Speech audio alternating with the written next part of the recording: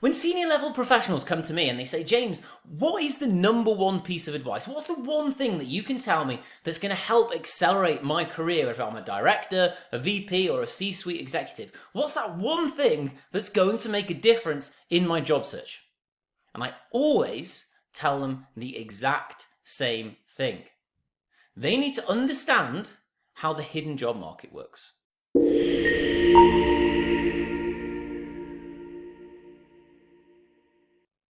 Now, you may have heard of the hidden job market. The hidden job market is the theory, well, it's not a theory, it's a fact, that 80% or so of all positions out there are never advertised anywhere. Never advertised anywhere. You won't find them on Indeed, you won't find them on LinkedIn, right? You won't find them in trade journals or wherever else you might look. You cannot find them advertised anywhere. That is the hidden job market. Now, why is this relevant? Well, it's relevant for two main reasons. Reason number one is that most people don't really understand how the job market works, particularly as it relates to the hidden job market. And so what they do is they end up spending all of their time on job boards, applying for roles online, right? And what does this mean? Well, it means that the absolute majority of competition that you're going to see in the job market, particularly as an executive, is going to be on those job boards. So you might have seen, LinkedIn job postings that have 500 or 800 applicants, and you're thinking to yourself, how am I ever going to stand out? I've done all the things I'm supposed to do, right? I've tailored my resume, but I still never get a call back. Well, that's because fundamentally you're not understanding how the job market works, right? And the second main reason that people don't really get this is because it's not clear, right? When you're actually going out there and applying for a job online, it's quite easy, right? You see a job out there, you see the job listing, you see what you're supposed to do and the skills you need to have, and it's pretty easy to just click easy apply, right? The easy apply button. Problem is that when it comes to the hidden job market, it's not as easy, right? It's not as clear. Well, it can be easy, and I'm going to tell you more about this in this video, but it's not as clear what you're supposed to do. And that is one of the challenges that many executives face, is this hidden job market. They might know about it, they might understand it, and you might feel the same way, but you're not really sure how to access it, how to unlock it.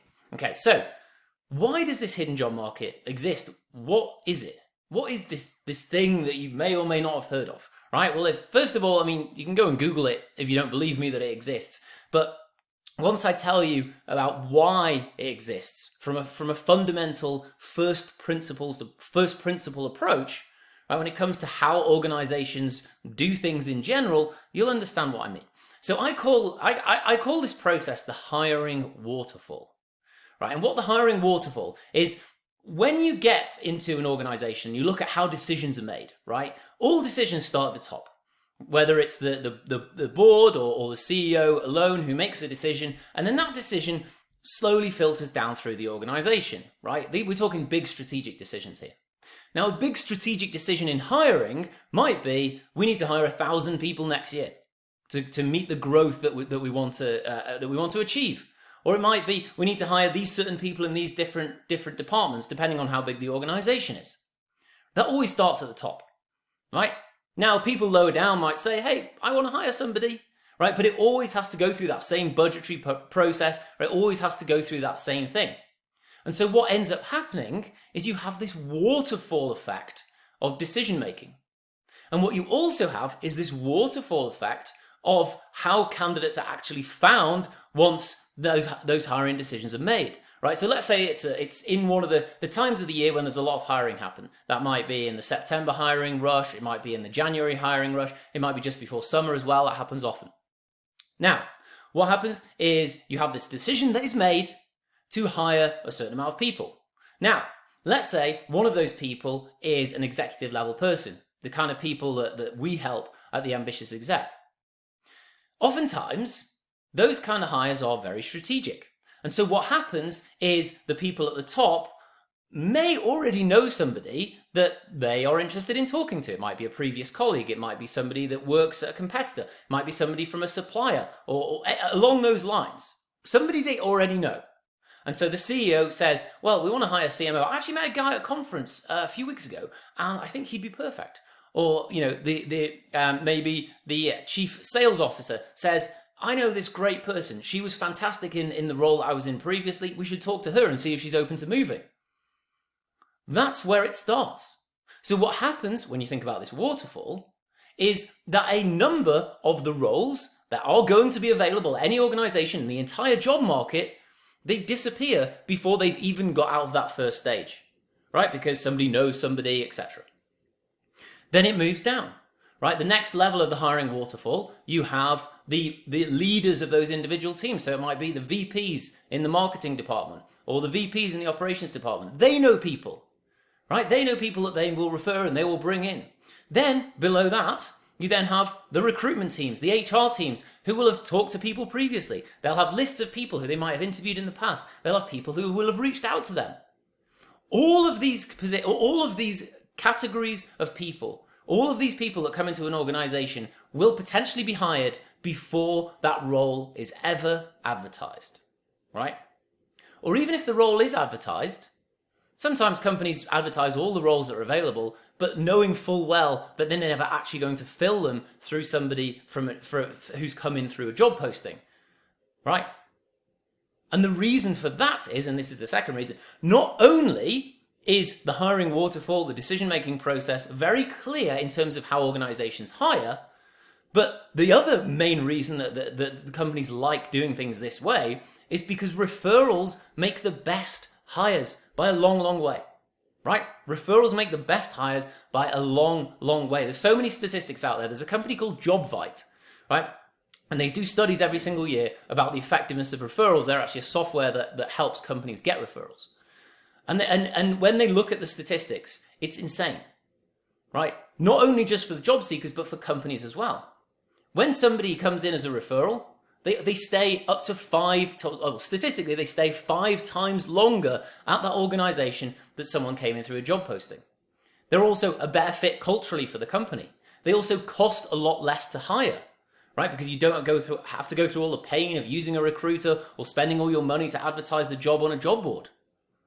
It's a no-brainer for companies that they should hire, if they could, if this was a possibility, that they should hire all of their people through referrals. And guess what? That's what they try and do. They try and hire as many people as possible through networks and through people that they already know. And so what that means is when you combine those two things together, the fact that the hiring waterfall exists and the fact that referrals are just infinitely better for companies and they get much better people through those channels, makes a lot more sense now why the hidden job market exists. Why only 20% of roles are ever advertised. Because in an ideal world, it would be 0. Right? It would be 0. I run a decent sized company and I know that people that we bring in through referrals are always better. Right? It's always the case. Because those people are people that have been referred by somebody you know. And you trust that person, you trust that they're going to introduce you to somebody who's actually good. Right? It's an absolute no-brainer. And that is why the hidden job market exists. So, now you understand why it exists. Why is it the number one thing that you need to really understand as an executive in the job search? Well, you need to understand it because, as I said at the beginning, it's where the lowest competition is. And it's where the best people come from. And so you've got more chance of getting hired through that approach, right? And so going back to those studies that I talked about from JobVite, my favorite one of all time, they did a study of how many people come into an organization through various channels like job postings, like recruiters bringing them in, and referrals as well. And they compared it to the number of people who actually get hired through that channel. 7% of candidates come into an organization through referrals. So right, out of all candidates, just 7% come through referrals. Guess how many are hired through that channel when all is said and done? 40%, right? 7% of candidates come in through the door through referrals, yet at the other side, 40% of all positions are filled through referrals, right? What does that say to you? Absolute no-brainer that you need to understand that the hidden job market exists, and you need to understand that the only way to access the hidden job market is through getting those referrals. Right? That's how the world works. That's how the job market works. That's what this is all about. And that's why the hidden job market and understanding how it works is so, so important. So really, the number one thing that you need to understand as an executive looking for a new role is that the hidden job market exists. And then secondarily to that is that the only way that you can access it is by getting those referrals. If you can do that, you're going to have such a better chance, right? That study, again, that JobVite study, if you look at those numbers, if you go through any other channel except referrals, you have a 6% chance of getting hired. If you go through referrals, you have a 57% chance of getting hired, right? Which one would you prefer? 6% chance or 57% chance? It's just an absolute no-brainer. So if you're struggling now in the job search and you're thinking, what's that one strategic thing, right? Because I'm not talking about tactics here. I'm not talking about, hey, should I include this thing on my resume or not? This is strategy. This is the big picture thinking. This is what makes the difference, right? This is CEO thinking. This is what makes the difference to a job search, not just whether you tweak this bullet point on your resume, right? That stuff doesn't work. What works is understanding clearly how the job market works and then putting it into practice. And understanding clearly that referrals are the absolute number one thing you need to focus on because of the hiring waterfall, because referrals are better for companies, and that's all part of this hidden job market, right? That's how you escape the job boards. That's how you escape that huge number of, that huge competition that you see on the job boards for those, those jobs that maybe you don't even want, because the best ones have already been filled through the hiring waterfall, through referrals. So that is my number one piece of advice. So I strongly recommend that you do that. If you're struggling in the job search and you don't know why you're getting rejected for these opportunities, focus instead on getting referrals from people. That is the way you win.